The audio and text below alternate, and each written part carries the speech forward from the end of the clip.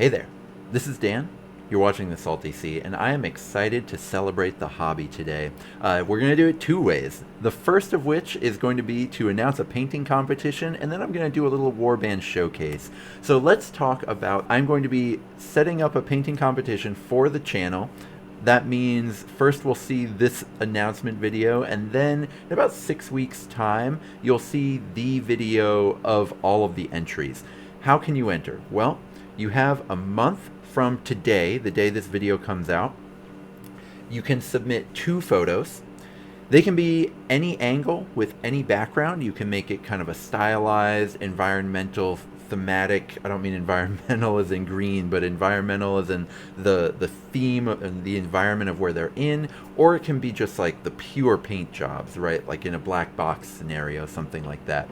Or something in between or totally different. It is completely up to you. Just 2 photos, that's all I want. They'll just need to be about 1,000 points worth of models that could conceivably be a warband together. I'm not going to be a huge stickler. It doesn't matter if the warband is competitive, but make sure that it's roughly a Warcry warband of models and that they all are eligible to be played in Warcry. Where can you send me these? You can do it on Twitter. I will post my Twitter handle down below. I don't really use Twitter, but now I do, and I've had the Twitter for ages. Then you can also, if you've joined my Patreon, you can submit the photos on Discord. If you don't know already, I do have a Patreon, and I would love your support. If you don't have Twitter and you aren't on the Patreon, you can still find me other ways. If you're in the Twin Cities, you can always post on the Twin Cities Warcry Facebook group. If you have a Reddit account, you can always post on Reddit and just tag me with the post. I will post my Reddit username in here. Hopefully that isn't too bad. So those are all ways that you can submit these for me, and I can't wait to see all of the things that you guys come up with. The thing that I'm really excited about, and if you're a real sort of lover of Warcry tags on Instagram, you might already know this, seeing this Tzeentch model, but we are going to be judged by Darcy Bono, who is Darcy Bono Creations, which is my favorite paintstagrammer or professional painter on Instagram. I love the stuff she puts out. I love how much Warcry stuff gets onto her Instagram. Most professional painters are just purely 40K because that's what gets the most likes. And I just couldn't be more excited to have her judging. So what we'll do is I will nominate 20 finalists if I have more than 20 submissions. And all 20 finalists are going to be featured in a video, and she is going to choose the winner in that group, essentially. Really excited for that. There are going to be prizes. The winner is going to receive a Mindstealer Spheranx. I'll just get in touch with them to figure out how they want it sent to them. And they will also... I can't even read this bullet point with a straight face. But they will receive fame and glory, because those are the 2 best things anyway. I will also be doing a separate category just for those in my Patreon. Again, I am so thankful for all of their support throughout the time I've had this channel.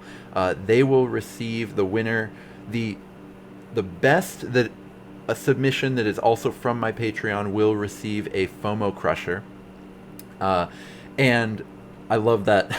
I love that little sort of brick throwing chunky boy. He's amazing. So anyway, those are going to be the prizes, but really here we're talking about the fame and glory because that's the most exciting thing. I just want to also leave you with some incredible Tzeentch and Tzeentch adjacent things that Darcy has painted, because I just love seeing Warcry hobby done at such a high level. Warcry is amazing because of the way it allows us to get sort of experimental and highly detailed with every single model in our warbands. Some of the best stuff from Quest for Talaxis, the tournament I ran, some of the stuff that was winning the best painted category had that level of care, and I just loved to see it. So that's why I wanted to do this sort of showcase to give all of you an opportunity to show what you've got. And I will now get into a showcase of about 13, 14 of my warbands, all of the fully painted ones, because Warcry is amazing. I mostly cover the competitive side, but I've been itching to at least find ways to showcase the hobby of Warcry every now and again. So here we go. I just want to show you the very first thing I ever painted. So here is a smattering of my Seraphon. They are the first thing I ever painted. It was between them and Sylvanath, and I went with them. And there's actually a lot when I look back here that I'm pretty happy about. I'm happy about the kind of going with the GW color scheme was probably smart for my first one. I'm excited to see this model range get refreshed. You can see I've even got some of the really old stuff here. I just love them. I don't really play them at all. This basing material I put on them just sheds like crazy. And also the playstyle, I'm a little scarred from it. The skinks with blowpipes were the first really competitive warband I ever played. They were insane in 1.0, and they were not that fun, let's be honest. A much more fun warband is the Khorne Demons. These guys probably are what hooked me into the hobby. Getting the Wrath and Rapture box that had Khorne Demons versus Slaanesh. You won't see my Slaanesh demons in this video because I'm in the middle of repainting them right now, a different color scheme. But I've stuck with the Khorne color scheme, the sort of skull face along with otherwise just Khorne red, because I just really like painting it. There was something about Khorne that I didn't love at first, but that really grew on me as I started painting Bloodletters. I've painted plenty of Khorne Bloodbound, and I just don't like Khorne Mortals, I realize. I don't like the humans. I've tried. I've painted a lot of them. I tried. But the demons, I just keep coming back to them, and I really love them. So these guys are also really fun in-game, and I've got a whole bunch of them, enough for maybe 1,500 points of AOS, which is why you see a bit of a smattering here, and that Skull Throne being something that you can't really use in Warcry. At least that alt-art Bloodthirster can easily stand in for a Chimera. So continuing to go in somewhat chronological order, here are my starter set Untamed Beasts. This is sort of the first thing I painted where I was really proud of it. And I started showing lots of people. Now I kind of look at them and I see a lot of really flat, boring surfaces and things that I really should have done more with. But at the time I really loved them, and I still love how the basing came out and how some of the bone stuff came out. The Seraphon and the Khorne were two things that I painted before Warcry existed even. That kind of got me into the hobby. I probably wouldn't have stuck with it if it were just Seraphon. I actually kind of didn't like certain parts of sort of putting them together and painting them, but then Khorne vs. Slaanesh really helped me. And then what really stuck me into playing tabletop miniatures forever was just how fun this little box of Untamed Beasts versus Iron Golems was. I still have my Iron Golems painted, but they're not based, so I didn't put them in this video. But I absolutely loved painting these guys just because of all of the textures that you see on them. They're Untamed Beasts. I continue to recommend them to anyone. From there, I moved on to Sylvanath. I had considered Sylvanath for my very first army, because I absolutely love their aesthetic.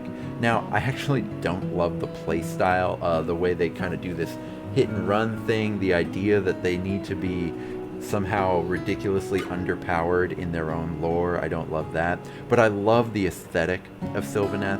And so once I had finally painted a warband that I was proud of at the time, Untamed Beasts, I finally felt like I was confident enough that I wanted to try painting something. Or painting Sylvanath, because I kind of liked them but was intimidated by them. And so I dove into it, and I really, really enjoyed it. One thing I'm really proud of is when I put all the dryads together and go to take a picture of them, my phone automatically goes into the taking a picture of flowers mode, which is really funny, but also a little minor point of pride for me. Now, I said I don't like their playstyle. That's true in AOS. I think in Warcry, they're a little bit more fun. I think that Arch Revenant can be a lot of fun. I think the Tree Revs teleporting can be fun. I don't have any Spite Revenants, which are what you need to play Sylvanath in competitive play, but they're still pretty sweet, and I should really bring them out more.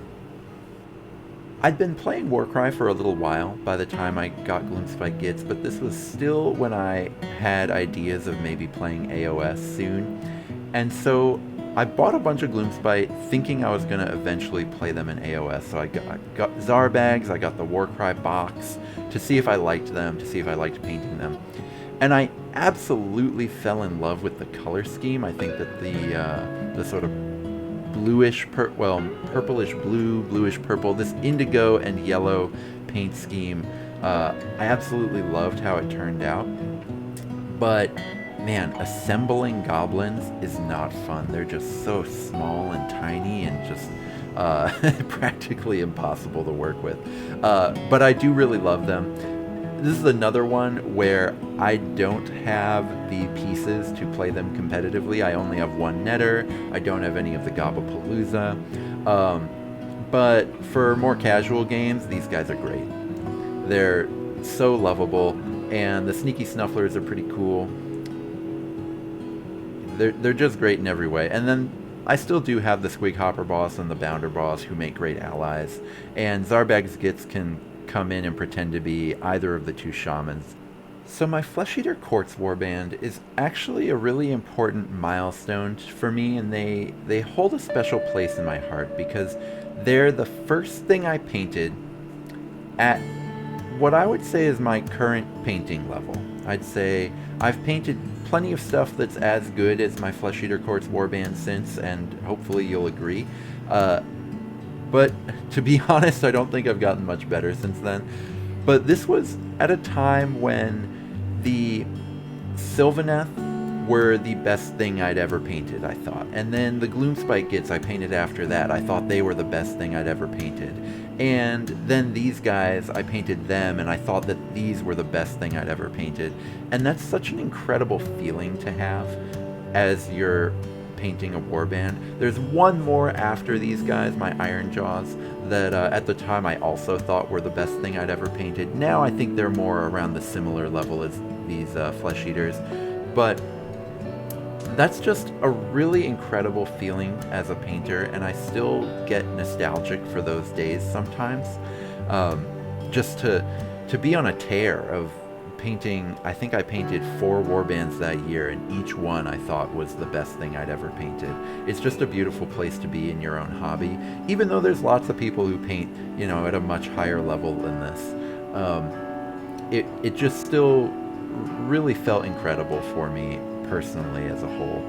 So one more time with them, and actually why don't I switch to a different background to kind of show the colors a little differently.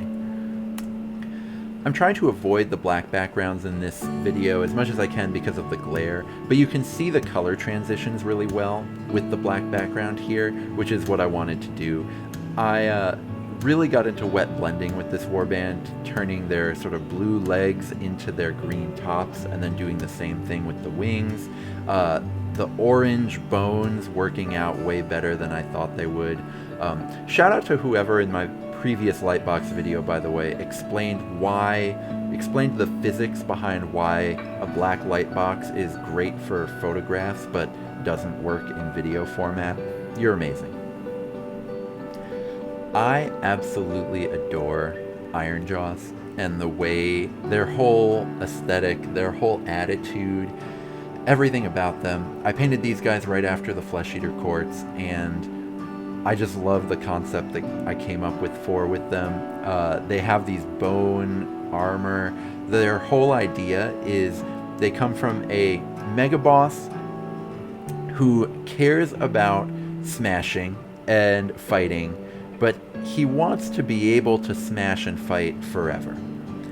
And there is a OCR Bone Reapers sub-faction that is in Gur, where they basically take the Bone Tithe to Gur and are weakening all the human settlements in Gur. And so the Ironjaws have decided that those Bone Reapers are their biggest rivals, and so they've constructed their armor out of Bone Reaper bodies that they've then smashed into armor plating.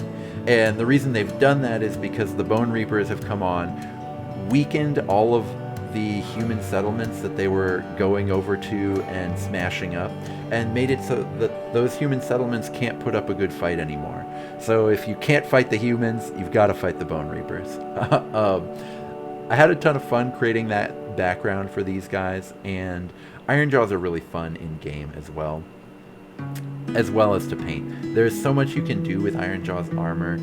The yellow armor is ridiculously hard to do, so why not just come up with your own color scheme? At least that's what I thought, and I had a lot of fun with it. So these Darkos were a quick little speed paint to go basically just test some new paints I had gotten. They all have a bunch of different contrast paints that I had never used before. But I've gotten to play them quite a bit, and they're pretty fun. They go very well with this little Spheranx that I wanted to be able to be sure that I showed you. You can see one ear is broken off because the cat had a unfortunate run-in with my toddler, who is much more powerful than a measly cat. The Spheranx was painted to go with my Slaanesh at the time, though I am repainting Slaanesh. I think the color scheme worked a lot better on the cat, so I've left it on the cat, even though I'm repainting all my Slaanesh.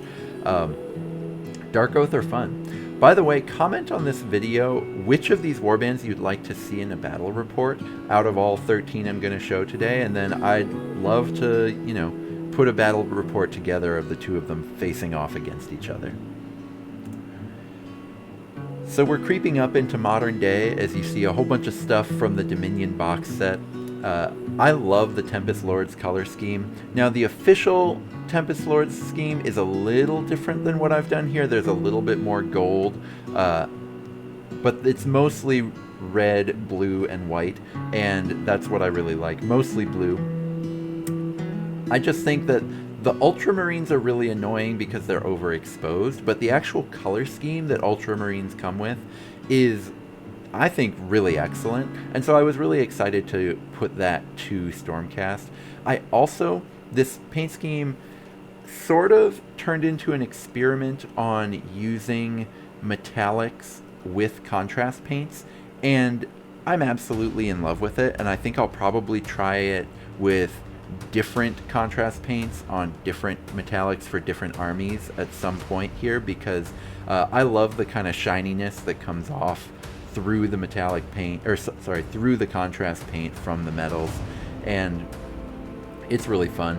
By the way, on the tabletop, Stormcast Thunderstrike are so freaking cool. You can get the kind of simpler version with all Vindictors that is legendary. I've done pretty well with it in narrative play, but it's also won a competitive tournament down in Kansas City. Or you can get fancy and do mostly Annihilators. I've got 6 Annihilators now, so I can do most of the combinations of Annihilators plus allies to help them move faster. You're also seeing my War Hydra, aka my Stormstrike Chariot there. That was incredibly fun to paint. So overall, I actually really love my Thunderstrike Stormcast, even though SCE are kind of the basic poster children of the game. They're still a ton of fun to paint, and I love the color scheme that I picked for them. Even though, at this very close distance, I'm noticing quite a few flaws with the actual paint job itself. So you can't talk about Thunderstrike without talking about Cruel Boys. And so I painted all of the battle line from the Dominion box, and when it turned out you couldn't really play any of the leader stuff in AOS very well, I kind of paused on them. But I was really excited to paint a new version of my Ironjaws color scheme on these Cruel Boys, and I kind of like how it came out. And when I stand my Cruel Boys next to my Ironjaws, they just look like they're on the same team, which I really love and lets you do a lot of allying really easily. I'm currently painting up an Ironjaws Mega Boss that I'm really excited to be able to use for both factions. Probably going to be painting my Bolt Boys eventually here so that the Bolt Boy boss, who recently got a buff in Warcry, can go into either faction. But it's an approach that I really like and was influential now that I'm starting to paint a bunch of chaos stuff. I'm trying to paint them so that they can reasonably ally in with each other, because I really like how painting my Cruel Boys and Iron Jaws in the same scheme, I really like how that turned out. And now we get to my Skaven. This is the force that I took to Adepticon once the pandemic started slowing down and we could finally go to events again. And I really like Pestilence in general as a faction, as a concept. I think that Skaven are the most original thing that Games Workshop has ever done. It's sort of, they are quintessential Warhammer to me, and so that's why I was really excited to paint them up. Now, one little pet peeve of mine when I do look at my own Skaven is you can tell that the Storm Fiends were all painted at different times. The Balloon Ball Hands one is the most recent one, and I'm a worse painter now than I was when I painted most of my Skaven. That just happens. If you go 3 months without painting, you get worse at painting. The stuff I'm painting right now that won't be in this video is a little bit better than Balloon Ball Hands Boy is, but it's more that I've just gotten back to the level of the rest of my Skaven. It's not like I'm really improving at all. The one little guy, if you saw that tiny giant rat, that's one of my favorite figures that I've ever done, just because he's so silly. The Plague Monk box in general is amazing for those kinds of little details. You can actually create a couple sensor bearers out of the box, as you can see I've done with those flails. The book is a really cool opportunity for freehand stuff. And then, of course, getting into these Storm Fiends that I painted in my Pestilence color scheme, really just for fun and because Storm Fiends are so cool. Overall, I just really liked kind of trying to get creative about Pestilence. That's why I created this little yellow to blue transition color scheme so that it would still be mostly green, but have a little bit more interest in it. That's where I screwed up with Balloon Ball Hands guy, because it's too much yellow, too much blue, not enough of the green transition in between. Anyway, you don't have to listen to me complain about a single paint job too much. Mostly I just really love this Warband. I really loved how they played in 1.0. And hilariously, I still love how they play in 2.0. You just have to use multiple Storm Fiends.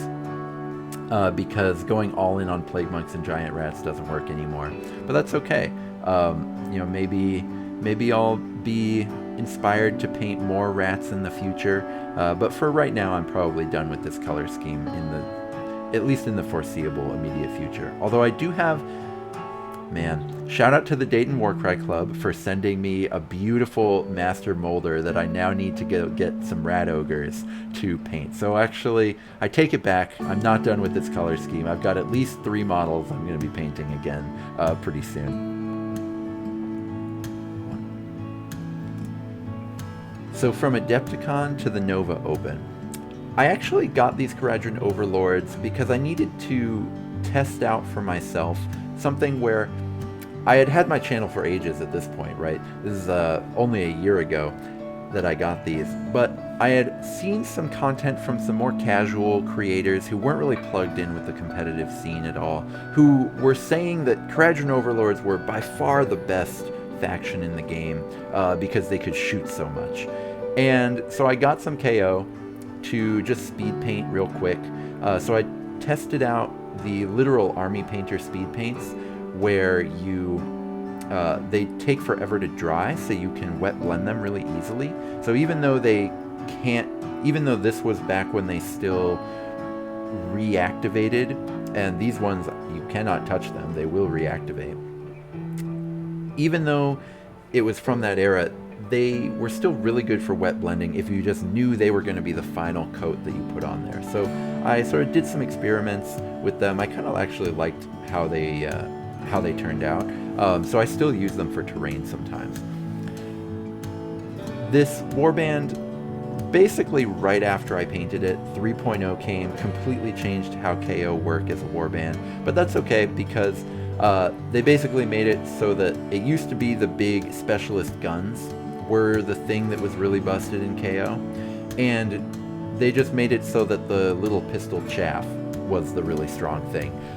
Having a ton of those little pistols is really, really good, and that little mizzen master that's on the balloon, the ranged balloons are no good, but now the melee balloons are pretty solid, as is that spear. So throwing these ranged sky dwarves into foot melee is the place to be, I decided, for the Nova Open, and it mostly worked. I went 3-1. I lost in the finals due to my own mistakes, and that's where you want to be as far as list building goes. So more people should play KO. I've said that in other videos too. I don't know why I'm bringing competitive stuff into this hobby showcase. We're spending too long on what was essentially a speed paint. Let's move on. Speaking of competitive, bleeding into the hobby showcase here, I painted this Nurgle Chimera Warband in the fall of 2022 when I was so sure that this was the most powerful thing you could be doing with 2.0. By the way, I'm 100% sure that I was right about that, and if I had ever taken these to a tournament, I felt 100% confident in going 4-0 with them. The Chimera was just that absurd at the time. This list is actually still decent on the tabletop, despite the Chimera going up 120 points. But they're no longer kind of at that top tier. They're sort of one notch below the best warbands in the game now, in my opinion. But hobby-wise, I actually really liked painting Plague Bearers, aka Peanut Butters. That's why I've given them the peanut butter background for this video. Plague Bearers are really fun to paint. All I had to do to not be disgusted by them was everything disgusting, I just painted bright blue so that it was, instead of disgusting, just alien. And then it worked for me, and I really liked it. So I'll probably actually paint more Nurgle stuff in the future, just because I kind of like this vibe. I liked painting the Plague Bearers. I'm just finishing up now a Fomeroid Crusher that is halfway between this sort of Plague Bearer color scheme and a Tzeentch color scheme that I'm also halfway through painting. And hopefully I'm going to be able to paint this Fomo Crusher so that it can go in with my Slaanesh and my Tzeentch. As far as next steps, I am painting a whole bunch more Chaos. I'm going to be painting Slaanesh and Tzeentch and Lumineth because I got the Arcane Cataclysm box. So I'm really excited someday in the future to showcase some warbands that didn't make it into this video. Got a whole bunch of work in progress stuff, and yeah, that'll be in the future. But for now, this is taking you sort of through my Warcry hobby journey. There's plenty of warbands I sort of half painted that didn't make it into this video, but every warband that I fully painted up to 1,000 points fully based could take to a tournament. You've seen them all. Certainly I've created other things where it's allying in here and there, but this is it. This is my fully painted collection at the moment, and I can't wait to do more. So until you see more of these videos in the future, or until you've submitted your warband to the painting competition, may all your rolls be crits.